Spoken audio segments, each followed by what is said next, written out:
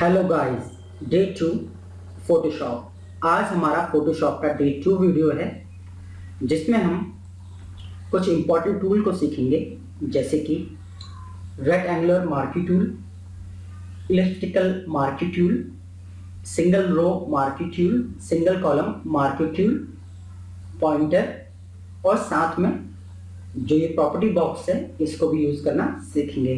तो चलिए वीडियो को स्टार्ट करते हैं। तो जैसा कि आप स्क्रीन में देख सकते हैं, यहाँ पर मैंने दो फोटो ली हैं। एक फोटो है आपकी धोनी की और दूसरी फोटो है आपकी ब्लैंक। अब जो पहला टूल है यह है मार्की टूल। इस टूल से मैंने करना है सिलेक्ट, मतलब इस टूल से आप किसी भी चीज को इस तरीके से सिलेक्ट कर पाएंगे। जैसे आपने इसको सिलेक्ट किया, आपने इसको सिलेक्ट किया, आपने इसको सिलेक्ट किया, मतलब किसी भी चीज को आप क्या कर सकते हैं, रेक्टेंगल की शेप में सेलेक्ट कर सकते हैं या फिर आप इसको स्क्वायर की शेप में भी सेलेक्ट कर सकते हैं। तो जो भी आपको सिलेक्ट करना है आप इसको सिलेक्ट कीजिए। फिर पॉइंटर टूल की मदद से आप इसको यहां से उठाइए और ब्लैंक फोटो के ऊपर ड्रॉप कर दीजिए। तो इस तरीके से आप एक रेक्टेंगल में सिलेक्शन को कट कर सकते हैं। अगर आप चाहते हैं कि इसका डुप्लीकेट आ जाए तो आपको कीबोर्ड का ऑल्ट दबा के रखना है और इसको डाउन की तरफ मूव करना है। तो इस तरीके से आप इसका डुप्लीकेट भी बना पाएंगे। अगर आपको इसको रोटेट करना है तो इसको रोटेट करने के लिए आप दो चीजें कर सकते हैं। शो ट्रांसफॉर्म कंट्रोल, आपको इस बॉक्स पर क्लिक रखना है।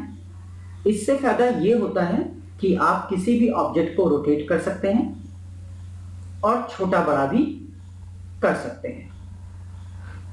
अगर ये ऑप्शन आप यूज करना नहीं चाहते हैं तो कीबोर्ड का कंट्रोल टी प्रेस करके भी आप इस काम को कर सकते हैं। यहां पे ऑप्शन आप देख रहे हैं ऑटो सेलेक्ट। अगर ये ऑफ होता है तो आप देखेंगे, आप इसको मूव किया आपने तो ये तो मूव हो रहा है, पर आप इसको मूव करेंगे तो यही मूव होगा, क्योंकि ये ऑप्शन है ऑटो सेलेक्ट। ऑटो सेलेक्ट मतलब जो आप सेलेक्ट करेंगे वो मूव होगा। तो इसको आपको यहां से ऑन रखना है। तो आप जिसको चाहेंगे उसको आप क्या कर सकते हैं, यहां से मूव कर सकते हैं। तो इस तरीके से आप ऑटो सेलेक्ट लेयर ऑप्शन का भी यूज करेंगे। और शो ट्रांसफॉर्म कंट्रोल, इसको भी आप ऑन रखेंगे तो आप देखेंगे जब भी आप किसी फोटो पर क्लिक करते हैं उसके चारों तरफ एक ऑप्शंस पॉइंट्स बन जाते हैं जिनके थ्रू आप फोटो को रोटेट कर सकते हैं और छोटा बड़ा कर सकते हैं। तो होप सो ये कुछ चीजें आपको समझ में आ गई होंगी। अगर आपको इसको डिलीट करना है तो कीबोर्ड से आप डिलीट प्रेस कर दीजिए, इस पर क्लिक करके डिलीट प्रेस कर दीजिए। तो इस तरीके से आप इनको डिलीट भी कर पाएंगे। तो अभी आपने देखा, मैंने रेक्टेंगल टूल के साथ आपको पॉइंटर टूल का यूज बताया, साथ में मैंने ऑटो सेलेक्ट आपको सब समझाया, साथ में मैंने आपको शो ट्रांसफॉर्म कंट्रोल को भी मैंने आपको समझाया। अगर आप थोड़ी देर यहां पे दबा के रखेंगे तो आप देखेंगे आपको नीचे सर्कल इलिप्टिकल मार्की टूल भी मिल जाएगा। अगर आपको इस सिलेक्शन को हटाना है तो कंट्रोल डी दबा के आप इस सिलेक्शन को भी हटा सकते हैं। जब आप सर्कल टूल पे क्लिक करते हैं तो आप किसी भी चीज को सर्कल में सिलेक्ट कर सकते हैं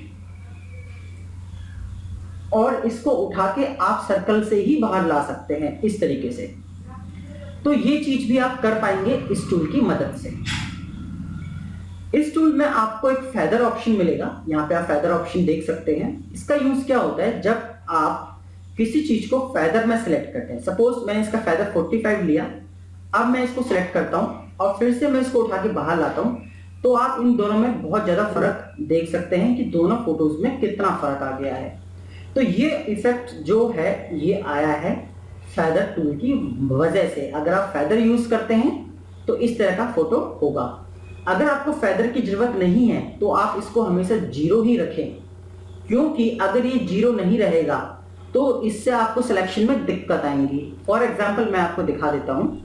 सपोज मुझे फेदर की जरूरत नहीं थी पर मैंने इसको यूज कर लिया। अब मैंने यहाँ पे कुछ छोटा सिलेक्शन बनाया तो देखेंगे इस तरह का आपको एक एरर शो हो गया है।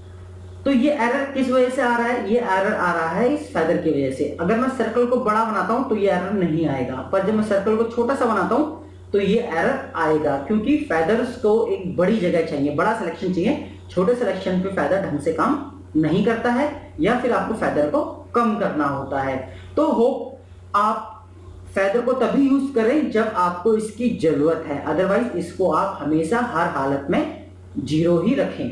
तो चलिए अब हम यहाँ पे कुछ और भी टूल्स आप देख सकते हैं, इन टूल्स का भी यूज करना सीख लेते हैं। सपोज मैंने यहाँ पे एक सर्कल बनाया और फिर मैंने यहाँ पे रेक्टेंगल लिया और यहाँ पे मैंने ऐड सिलेक्शन को लिया।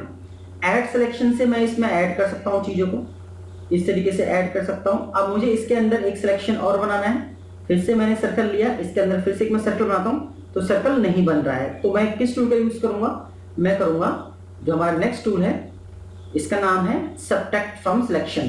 तो आप इससे भी इसके अंदर ड्रॉ कर सकते हैं, और जो थर्ड टूल है फिर आप इससे भी इसके अंदर ड्रॉ कर सकते हैं।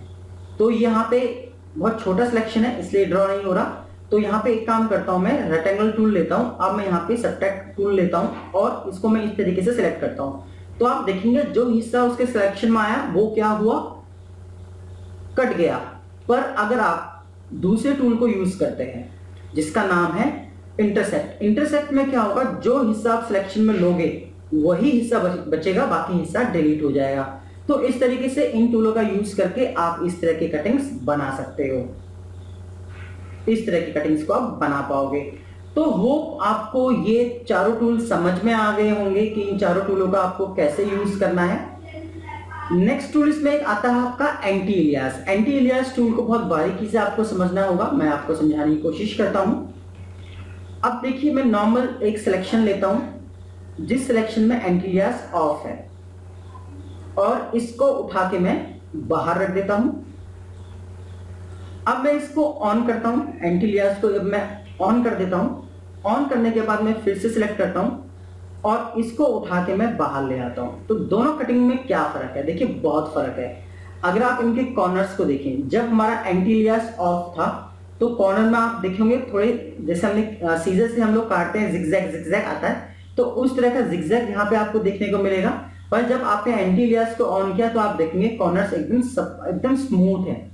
तो अगर आपको कॉर्नर्स स्मूथ रखने हैं राउंड कटिंग में तो आप एंटी एलियास को ऑन रखेंगे, अदरवाइज एंटी एलियास को ऑफ रखेंगे। तो ये आपके ऊपर निर्भर करता है कि आप इसको ऑन करते हैं या ऑफ करते हैं।